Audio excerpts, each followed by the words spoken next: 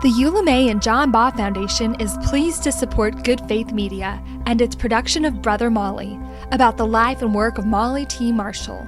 The Baugh Foundation recognizes the God-given dignity of every person and supports nonprofit organizations that reflect the love of Christ. The Baugh Foundation, supporter of Good Faith Media and Brother Molly.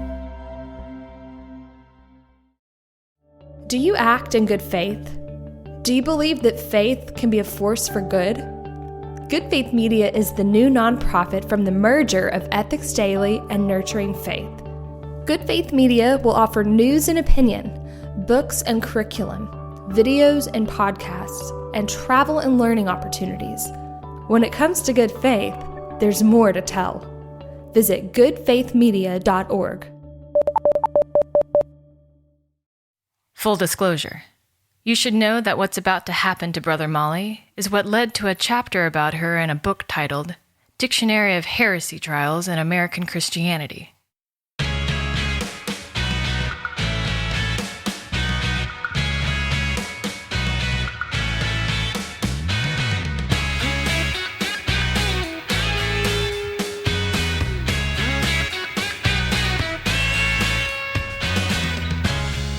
Welcome back to Brother Molly, a 6-episode documentary podcast from Good Faith Media on the life and work of theologian Molly T. Marshall.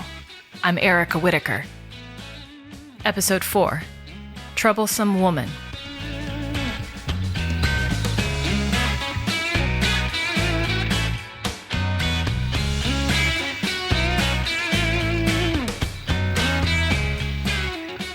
Now, Roy Honeycutt is out of the president's office at Southern Seminary. Albert Mohler is in. The Board of Trustees has moved steadily and deliberately more conservative. Molly finds her position at Southern exposed. I have never been very silent. And when I saw things or wondered about things, I would say them out loud. I was the first woman in the School of Theology, hired to teach theology. Not thought to be the realm for females. I wrote a controversial dissertation. I taught feminist theology. I had people read non-Baptists. I explored questions that pushed against the inerrancy agenda. Inerrancy, the belief that the Bible is without error in all its teachings. Every word is infallible, according to this definition of Scripture. Now you remember that the summer of 1984 was the summer when, at the convention, when the resolution that women would not be accepted in pastoral roles because of their priority in the Edenic fall.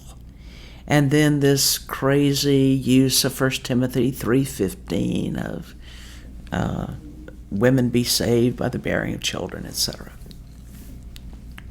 So I became kind of exhibit A of what was wrong at Southern.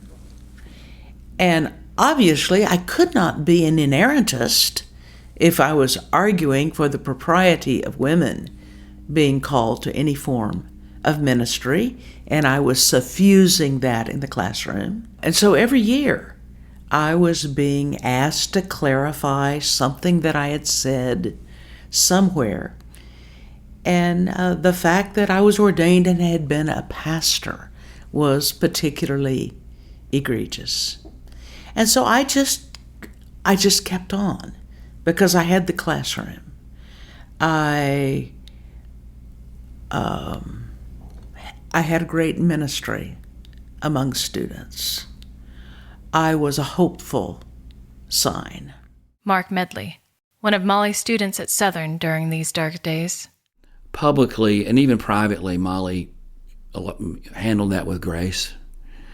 And humor, but she carried on, and she did not let that hold her back in terms of speaking truth to power, challenging a male-dominated environment and culture, challenging the patriarchy, the exclusivity of it all, advocating for inclusion and openness, being vigilant about women in ministry, creating spaces, advocating for women to be not only ministers in churches, but to be senior pastors and ministers in churches. So, and so it was, and I gained, an awful lot from watching her, knowing the pressures, that were coming down upon her, and seeing how she was resilient and she was strong. She persevered. And I think a lot of that was rooted in her deep sense of God's justice and God's love. David Wilkinson, Molly's friend from Oklahoma, is on staff at Southern in 1993 as Director of Seminary Relations. He puts out a call for letters and notes of encouragement to Molly and other professors. Those cards and letters poured in, and we decided to affix them to the walls of the primary corridor in the administrative building that joined the two ends of the building where most of the seminary faculty offices were housed, so that every day, faculty in particular, but also the students, would have the opportunity in walking down that corridor to stop and to read a note of encouragement. And there were so few things that we could do to support Molly and her colleagues that were tangible expressions, although prayer was our first and foremost means of support.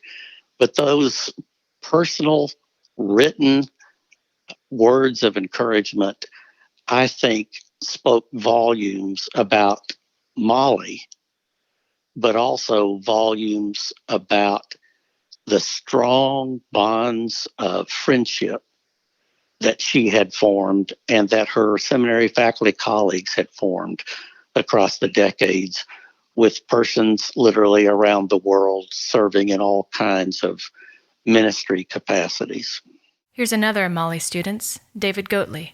I, along with many others, were somewhere between grieved and confused at how she was being both treated and how people were accusing her of not being faithful to the theological task, faithful to biblical texts. And so the caricatures that we heard, it caused grief and confusion, particularly as young students, at least from my perspective. Mm-hmm. I think, but she also handled all of that with an amazing degree of grace and maturity. I was never witness to her trying to act out in a retaliatory way. I never saw her unload frustration and talk about in inappropriate ways the unfairness of how she was being treated by a new administration or by a new governance structure. She never unloaded that on students in a classroom setting. She was very disciplined, and her focus was on helping us to learn. And I think that that said a lot about her integrity while she was living in the midst of all of this accusation and demonization and mischaracterization. When in the spring of 93, Albert Mohler was elected as president, there was also a resolution by the board that, new policy, no one who supports women in ministry in a pastoral way will be elected to this faculty. I was the lightning rod. The humiliation part was being told, you are not trustworthy to teach these students. And I was seeing opportunism, power, mongering, and really cruel allegations that I didn't believe in God, that I was not really a Christian. And that was a little hard to bear. Molly is honored in 1993 with the seminary's Faculty Teaching Award, but the pressures on her do not abate. Molly says she kept on putting up with it until the summer of 1994. When I was told I either had to resign or charges of heresy would be brought against me, that I was perceived as outside the abstract of principles. The abstract of principles being the seminary's theological statement. So I took the abstract of principles, and I took every article, and I wrote my own convictional response to every article, and plastered them around the seminary, in the post office, in the student lounge, my little Wittenberg act. And I was interviewed by the dean at the end of our interrogation about my views about things. I said, you see, I'm not outside the abstract, am I? And he wouldn't answer. The heresy process is 8 board members and 5 faculty members. The president does not have to tell you what the charges are until he files them. How's this going to turn out? It's a foregone conclusion how it's going to turn out. It was a foregone conclusion, a witch trial of sorts that burns deep.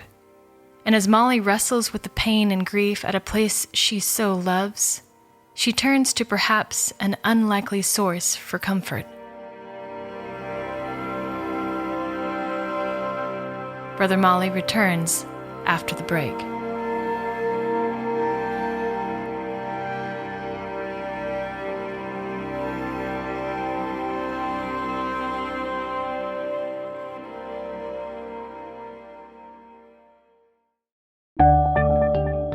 This is Mitch Randall. And I'm Autumn Lockett. And we co-host Good Faith Weekly. Each week, we provide conversations and interviews at the intersection of faith and culture through an inclusive Christian lens. Subscribe to Good Faith Weekly wherever you listen to podcasts.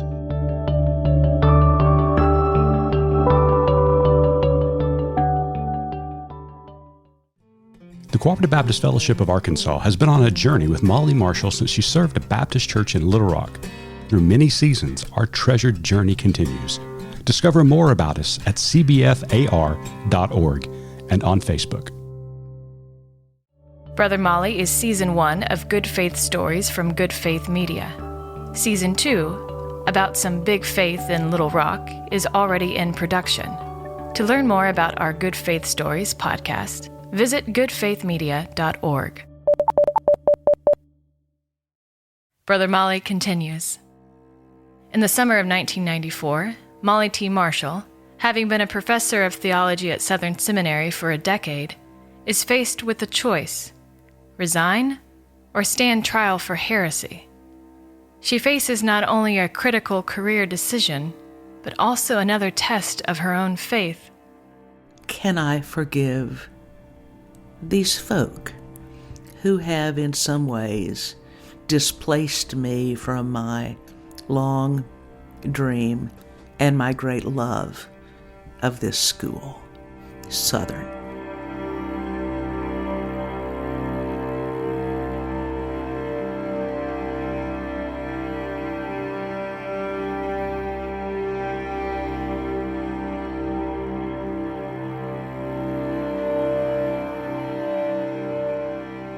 She drives 70 miles west from Louisville, into the hills of southern Indiana, in search of soul answers.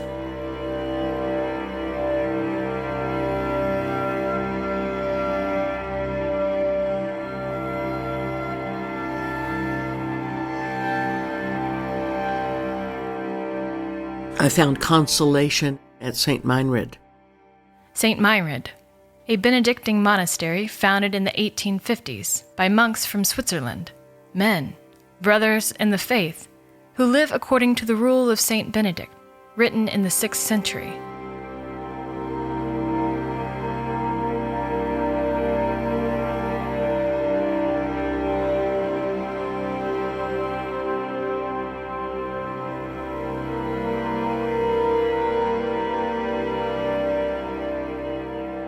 I would go for worship and retreat.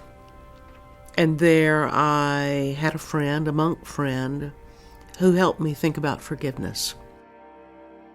He said, Molly, you've got to forgive these people, not just for their sake, but for yours. Or you'll bind them to you and you'll never be free. So that became for me a spiritual counsel as I tried to let go of the hurt and the humiliation and the pain. This episode in Molly's life is partially chronicled in a 1997 documentary by Steve Lipscomb titled Battle for the Minds. It is often referenced in discussions about Molly's tenure at Southern. The film, now available freely online, includes interviews with Molly, Albert Mohler, and dozens of other professors, students, and trustees.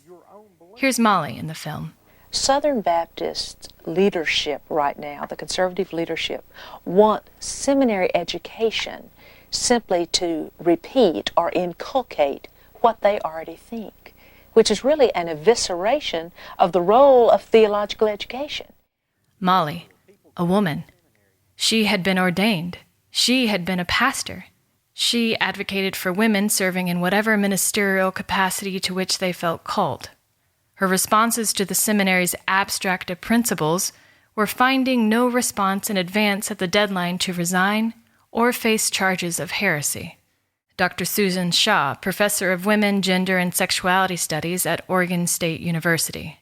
They came after Molly the ways that they did in the controversy because Molly came to symbolize the threat of women in the SBC, because she was the woman at that point who really first climbed to that position of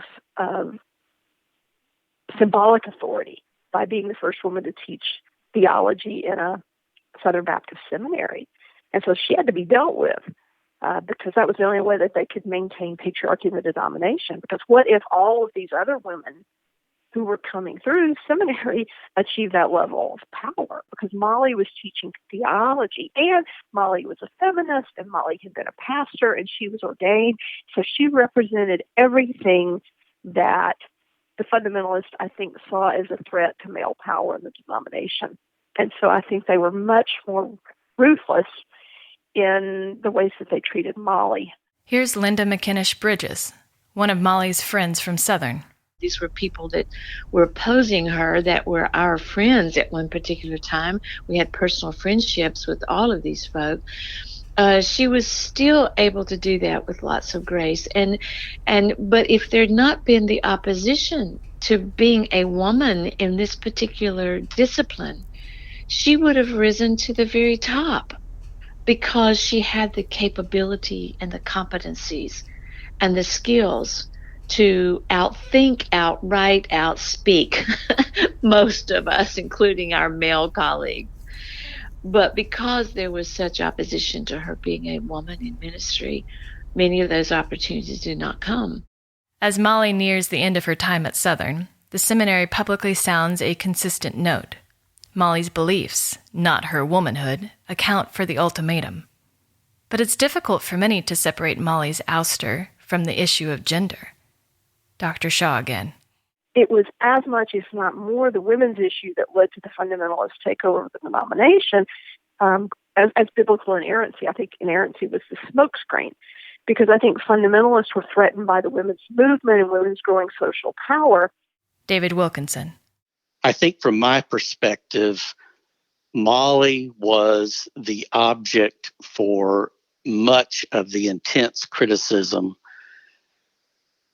unfairly for both reasons, in that she was a highly respected theologian, but she was also a woman of faith and a female theologian. I don't think that was necessarily true for everyone who took issue with her theology or her viewpoints expressed in the classroom and in her writing and in her speaking. But I have no doubt that the fact that she was a female had much to do with the onslaught of criticism during those years. David Goatley, one of Molly's students and now director of the Office of Black Church Studies at Duke Divinity School.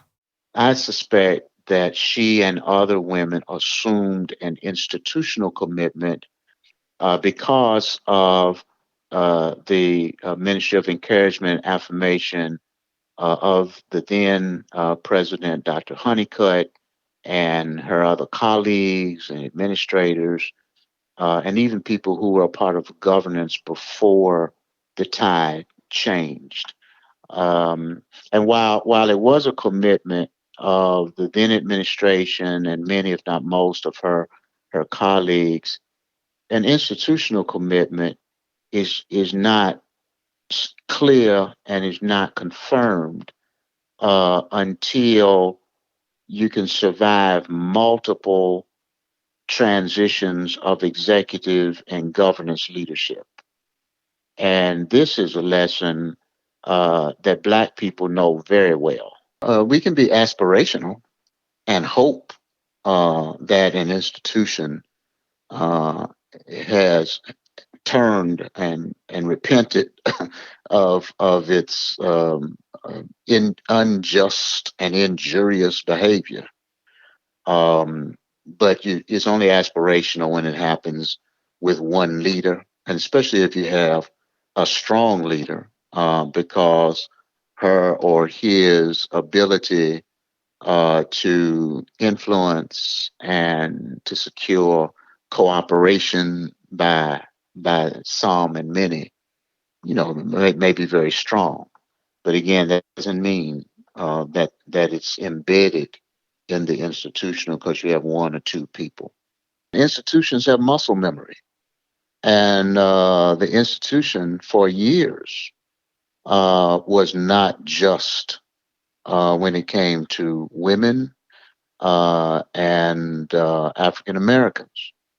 And so there have been seasons of reprieve and seasons of some efforts at repair. But the muscle memory kicks in often, and you go back. She's given an ultimatum.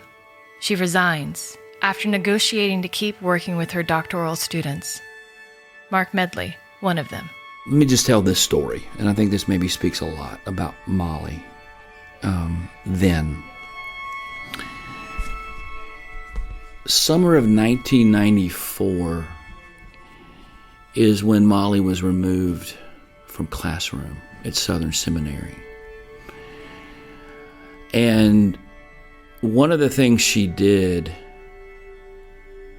as part of the negotiations with the administration is that she protected us as her doctoral students.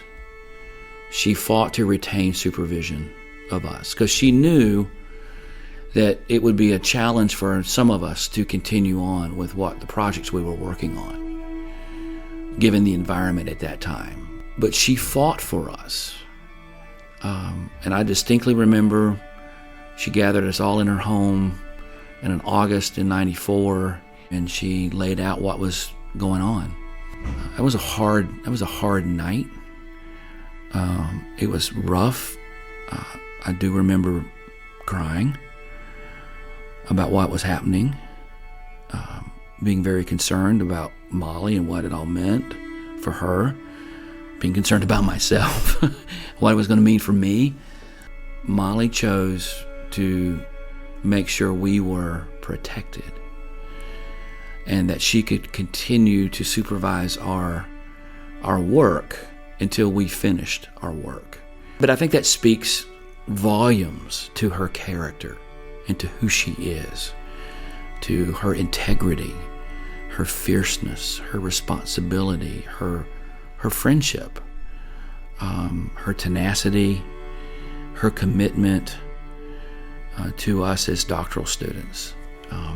Spring of '95, by that time Molly was not in the classroom at all, but in Alumni Chapel, I walked across the stage, got my degree, walked off the stage, and right in the front pew sitting there was Molly. And she stood up and we embraced and had a really big hug in that space, in that moment. In my memory, I will not forget, because it just, I finished this and she was there the whole way. And she was present for that day, and that embrace summed up, 6-7 years at the time of a relationship as a student to my teacher.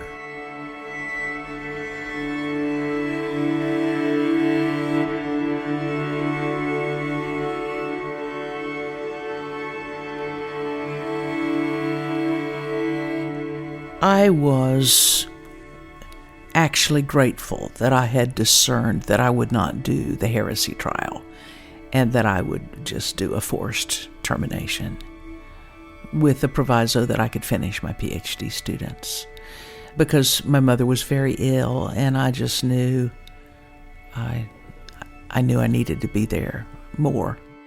Molly resigns from Southern Baptist Theological Seminary on Friday, August 19th, 1994. She heads back to Oklahoma to be with her mother, who dies 4 days later. She knew I had been dismissed.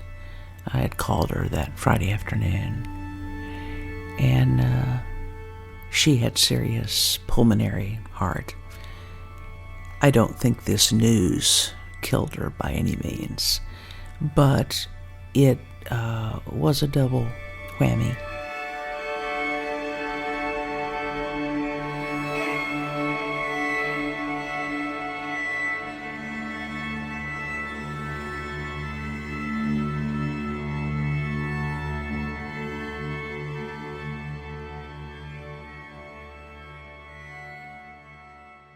But 3 days after being forced out,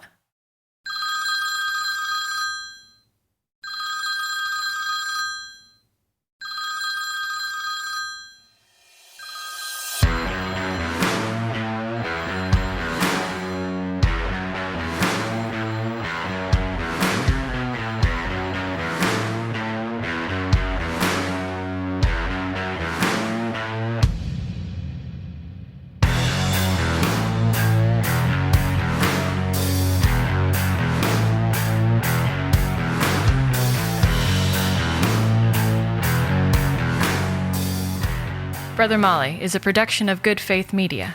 It's hosted by me, Erica Whitaker. It's written by Cliff Vaughn with additional writing by me. Cliff Vaughn is the producer and editor, and Mitch Randall is the executive producer. Narration recorded by Carter Harrell.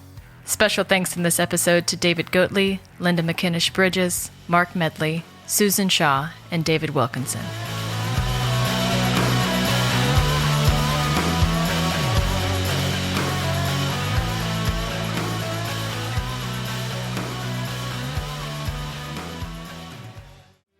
For generations to come, Baptists will have Molly Marshall to thank for any woman who preaches, teaches, or leads our churches or schools.